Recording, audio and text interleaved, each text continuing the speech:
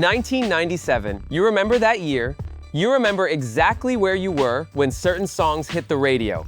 And if you were there, if you lived through 1997, then you, my friend, were in the center of something seismic. Hip-hop was ascending, alternative rock was cresting, and then these 10 songs happened. 10 songs that owned global radio. 10 one-hit wonders that you heard everywhere, that defined that moment, and then disappeared.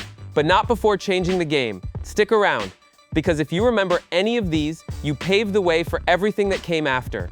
Number 10, White Town. Your Woman, Jyoti Mishra.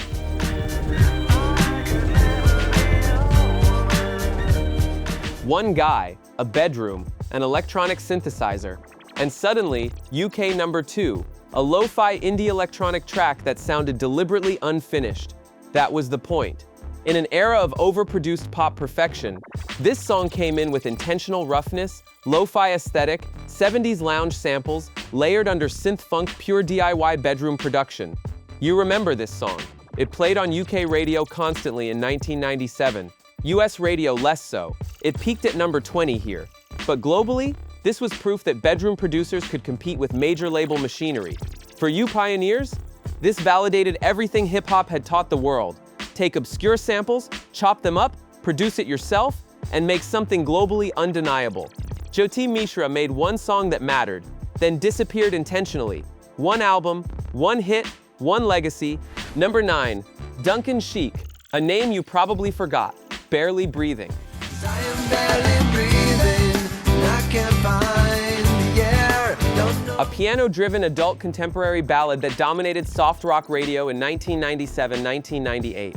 You heard this song on drives, you heard it at dentist offices, you heard it on the radio when you were not tuned to hip-hop, and that matters because it proves something crucial. Music fragmented in 1997. Hip-hop was ascending, rock was fighting for legitimacy, and then adult contemporary format, piano-based vulnerability, emotional confession, Duncan Sheik broke through at number 18. That's a significant chart position. 2 million people bought this song. Then he disappeared from pop radio. He didn't disappear from music. He pivoted. Broadway, Spring Awakening, a Tony-nominated composer. So technically, Duncan Sheik didn't fail.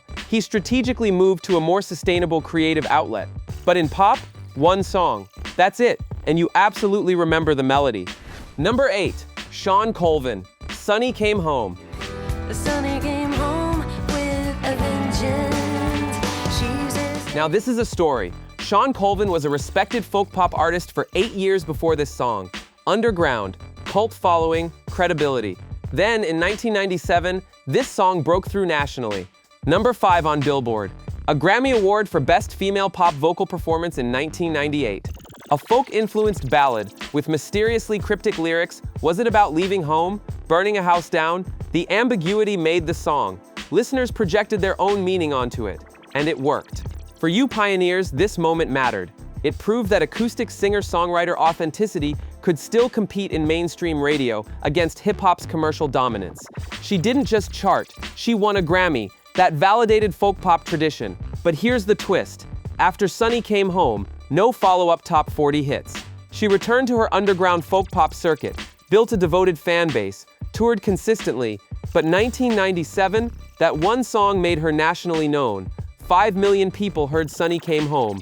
Most don't remember her name, but they remember that melody. You do too. Number 7, Freak Nasty, Da Dip.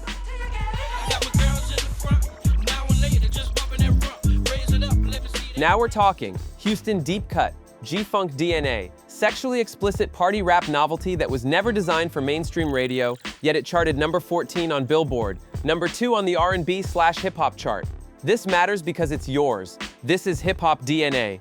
Stanley Thomas, Freak Nasty released a regional Houston hit on Def Jam Records that somehow impossibly broke through nationally. It was 3 minutes of infectious hook, double entendre humor, and pure party culture. You remember this song in clubs. You remember it at parties. You probably remember exactly where you first heard it. Because this wasn't manufactured pop. This was genuine Houston hip-hop culture that briefly touched the mainstream before retreating back to the South. Freak Nasty, still legend in Texas hip-hop circles. Da Dip, still plays at every Southern club and party worth attending.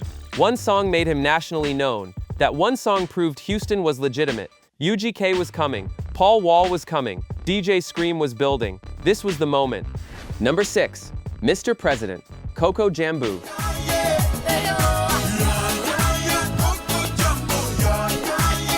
This is a trip, originally released in Germany in 1994, a Euro dance club track. But in 1997, 3 years later, it suddenly appeared on US radio and charted. Number 23 Billboard. Why? Because Eurodance had colonized global pop by 1997. For you OG listeners watching from the hip-hop corner, this was the moment of reckoning. Dance music was outselling rap. A German production project with a James Brown sample layered over synth-funk beats hit the US top 25.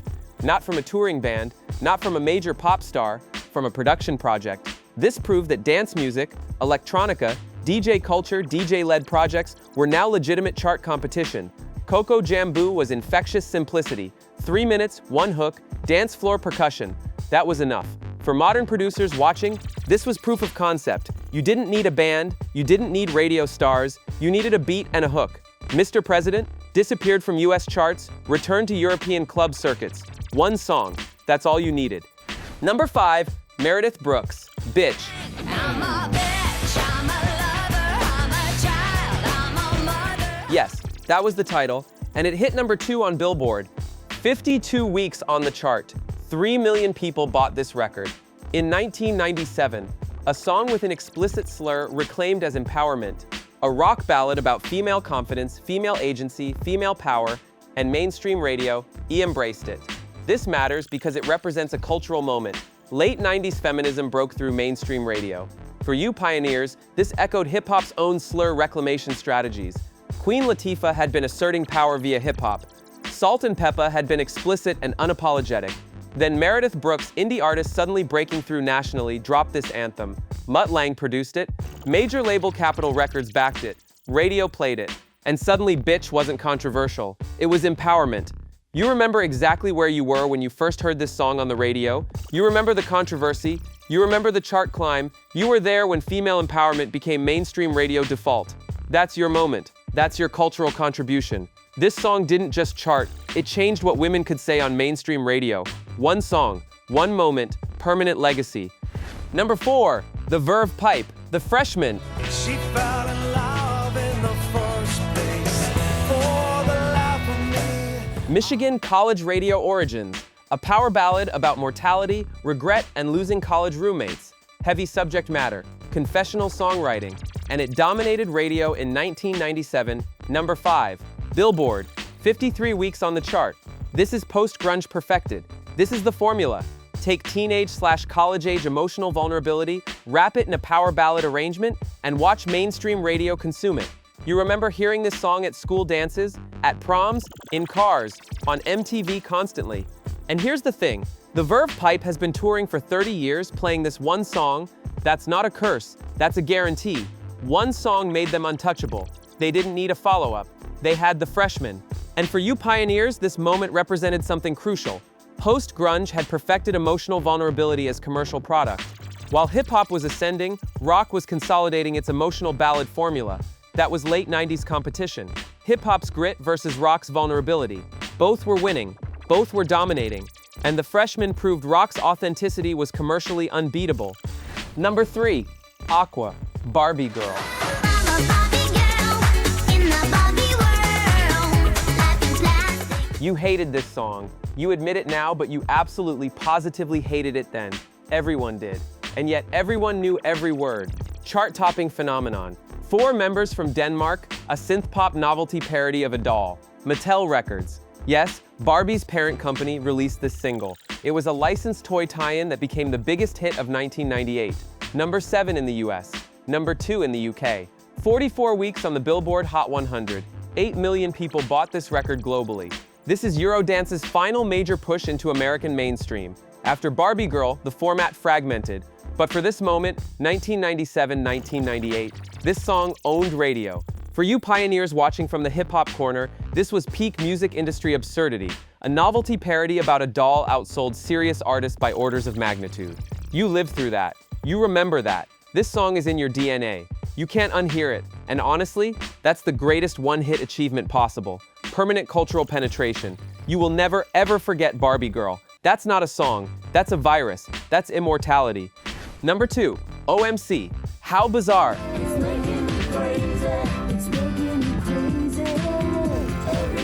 Polyfumina, New Zealand, one guy, a bedroom studio, no major label push, no radio payola, just a song, and it hit number 1 on the Billboard Hot 100 for 1 week. Then, and this is the crucial part, the artist refused to capitalize on it. Refused follow-up tours, refused endorsements, refused to make another album. One song, number 1, then nothing. That's the ultimate one-hit achievement. For you OG hip-hop pioneers, this moment was revolutionary. A bedroom producer from Auckland, New Zealand, completely outside the US rap establishment, topped the American chart, not as a rapper, as a hip-hop-informed pop artist, sampling funk and 70s funk soul. This proved everything hip-hop had taught the world. DIY production beats major label machinery. Sample-based production is globally legitimate. You don't need New York, you don't need LA, you don't need permission, you just need a song. Polyfumina understood that, made one perfect song, then left satisfied. That's artistic integrity. That's legend status. That's exactly what hip-hop pioneers taught music culture to value. How Bizarre is proof that philosophy works. Number 1, Chumbawamba, Tubthumping.